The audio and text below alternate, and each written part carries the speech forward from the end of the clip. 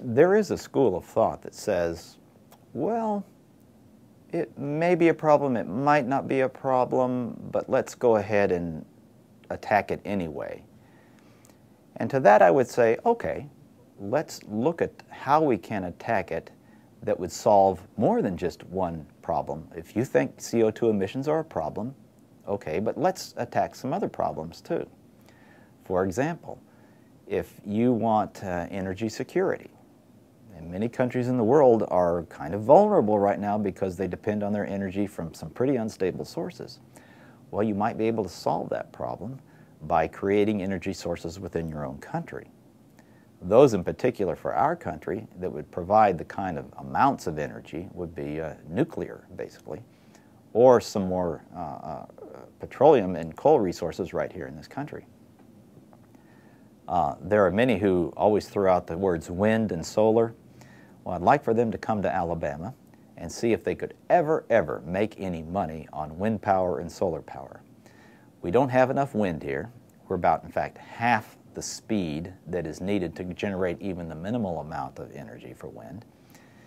And we have things called clouds, and these clouds occur all year long, and that is just the death knell for solar. So solar and wind just won't work here in the southeast.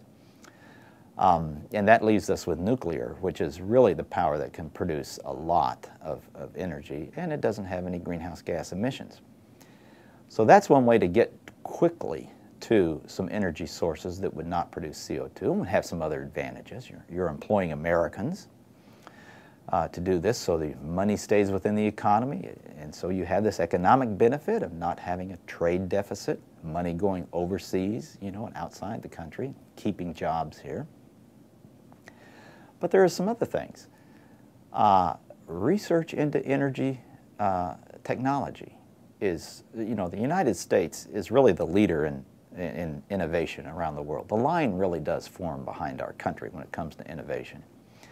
And I see in the future new ways to produce energy that will lead the world and will be valuable.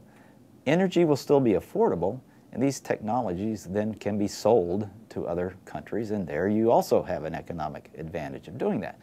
So the latest in research funding and technology needs to be supported here in this country, because I think that's the way we will go. And really, when you think about it, coal, while it is cheap and available, it is sort of, you know, 18th century when you think about it. And I believe that we will have greater sources of energy from non-carbon sources as time goes on and as we figure out how to create them. So I'm pretty optimistic about how the future is going to go on this.